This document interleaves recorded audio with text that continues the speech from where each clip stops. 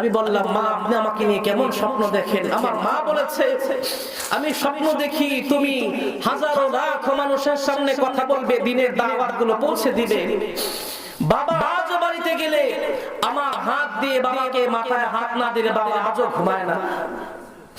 আর বাবা ঘুম থেকে উঠে এইভাবে দোয়া করে, আল্লাহ আমার বাবাকে তুমি আসমান দিয়ে হাঁটাইও।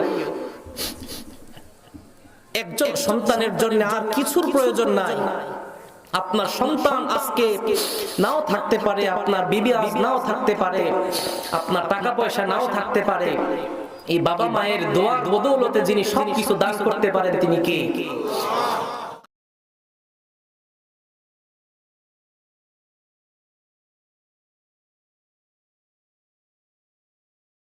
আকুন লিল ওয়ালিদাইন, যারা পিতামাতার অবাধ্য হবে কিয়ামতের দিন নবীজি তাদেরকে শাফাআত করবেন।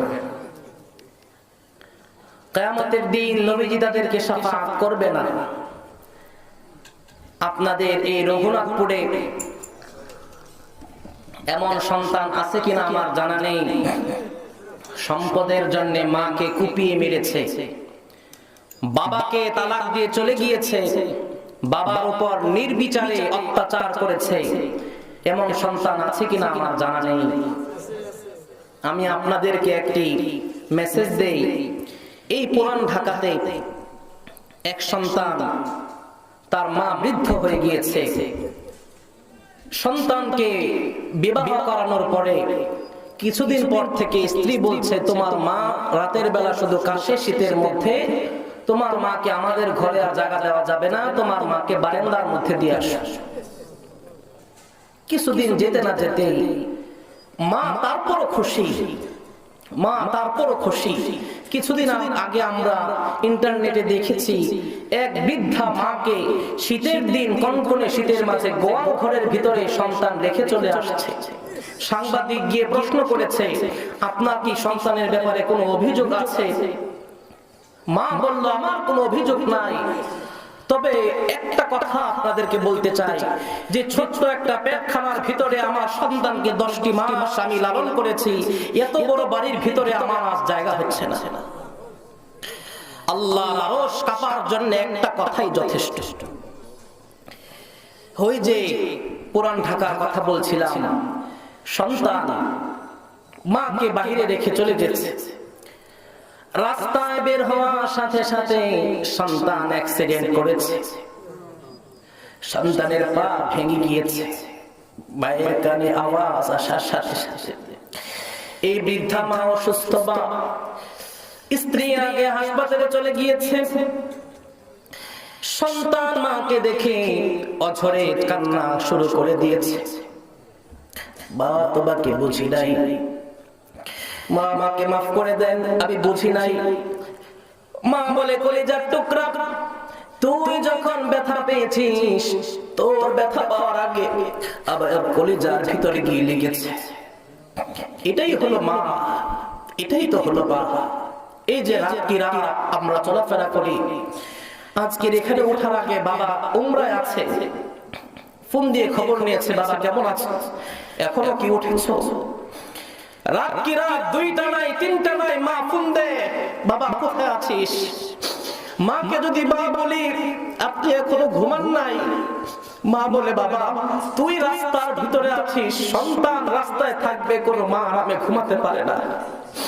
এটাই তো হলো মা, এটাই তো হলো মায়ের ভালোবাসা, এটাই তো হলো মায়ের ভালোবাসা। আল্লাহর কসম, ঘরের ভিতরে গিয়ে যদি মাকে 5টা মিনিটের জন্য না দেখি, মাকে যদি না দেখি 5টা মিনিটের জন্য, আর কিছুই ভালো লাগে না, মনে হয় মা ছাড়া দুনিয়াটা একেবারে একা।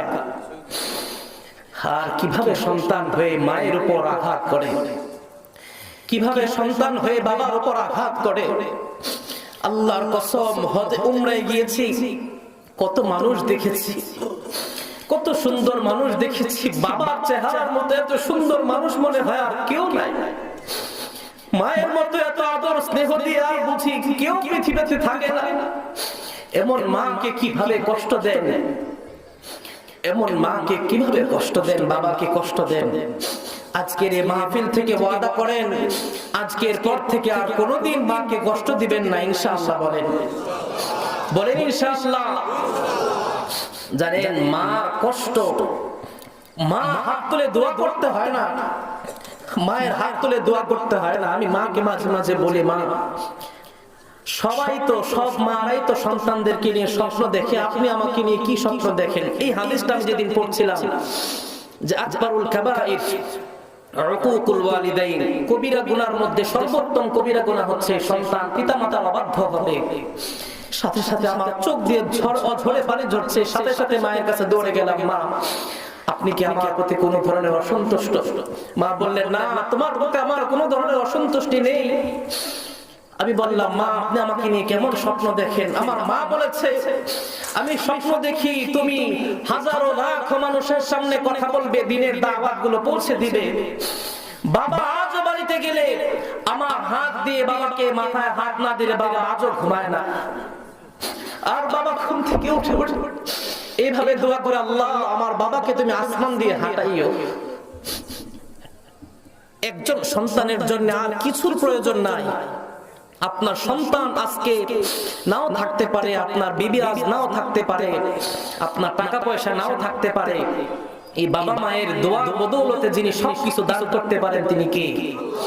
আজকে থেকে হিম্মত করব, কোনোদিন মাকে কষ্ট দিব না ইনশাআল্লাহ। বলেন আর কোনোদিন বাবাকে কষ্ট দিব না।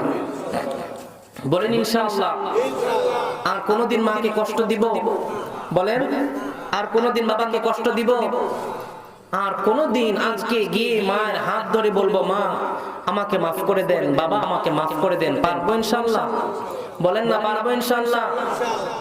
এমন নিয়ম আমরা আজকের মাহফিল থেকে যদি করতে পারি, আজকের এই রঘুনাথপুরের যুব সমাজের মাহফিল সার্থক হবে। আজকের এই মাহফিল সার্থক হবে, একজন সন্তান, শ্রেষ্ঠ সন্তান এই রঘুনাথপুরে জন্ম নেবে। বলেন ইনশাআল্লাহ। তাহলে 3 নাম্বার, যারা বাবা মায়েকে কষ্ট দিবে আল্লাহ নারাজ হয়ে যায়। রিদা রাব্বি ফি রিদাল ওয়ালিদাইন ওয়া সাখাতুর রাব্বি ফি সাখাতিল ওয়ালিদাইন। বাবা সন্তুষ্ট, সাথে সাথে যিনি সন্তুষ্ট হয়ে যান তিনি কে? আল্লাহ।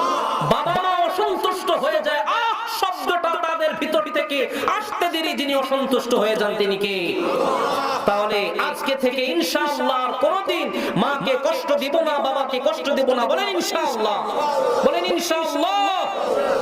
আর বাবা আর মা যারা আছেন, আওয়াজ শুনতে পাচ্ছেন, আজকের পর থেকে সন্তানকে মাফ করে দিব। বলেন ইনশাআল্লাহ। সন্তানের প্রতি আর কোনোদিন কষ্ট রাখবো না। বলেন ইনশাআল্লাহ।